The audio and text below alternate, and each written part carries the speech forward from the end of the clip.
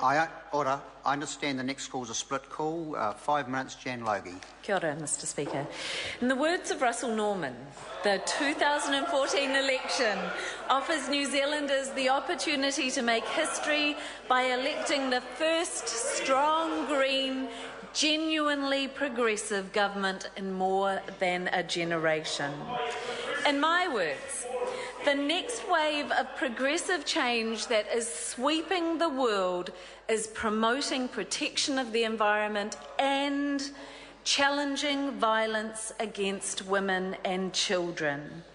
The next wave of green progressive government will value us all and work creatively and committedly to ensure all of us are safe and our mana is kept intact so that we can all contribute and truly enjoy this wonderful place in which we live.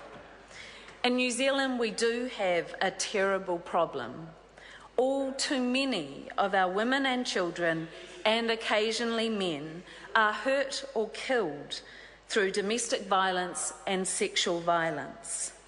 Last year, in 2 weeks, over 110,000 New Zealanders signed a petition demanding the government take action in the wake of the rapes in Auckland that left victims exposed and unable to access justice.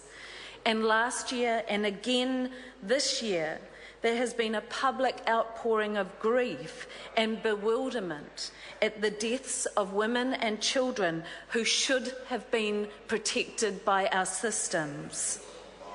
So what has this government done to bring that justice, to deliver for New Zealand women and children? Well, not much that's been helpful. And sadly, they have done all too much to make things a lot worse. Admittedly, this government has supported our inquiry into funding for specialist sexual violence services, which has recently received 996 submissions, a phenomenal effort on so many New Zealanders who really care, because this issue is vitally important. We cannot afford not to increase funding. I expect, and I know the sector and all of our communities definitely expect to see a significant increase in funding this year. It has been encouraging to work with the government on this, even while they call us fringe Taliban monsters, and we thank them for that cooperation. But to be honest, this initiative is at odds with the rest of this government's actions. And I'd like to focus on the portfolio of just one minister to give an example of how bad things have become. To focus on justice. Judith Collins stopped the Law Commission work to create a justice system where more than 1 in 100 victims of sexual abuse might be able to get justice. She just took this work mid-process off the agenda because she didn't like a few of the recommendations.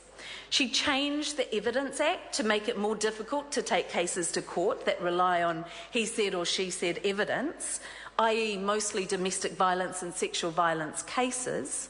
She restructured the family court to save money for the Crown rather than fixing the very well-documented problems for victims of domestic violence and their children. She even removed the clause in the Act that required judges to do a risk assessment if there were allegations of violence.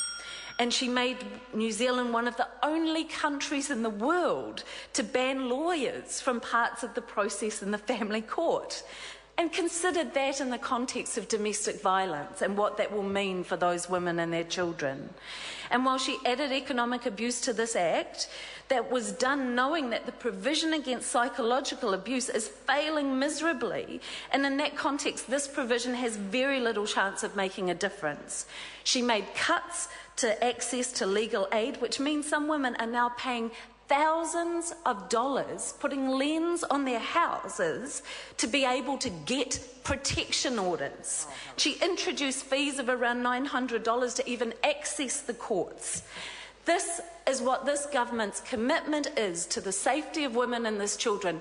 This year, the country, you have a choice of how to vote. Vote to protect us or vote to undermine our safety.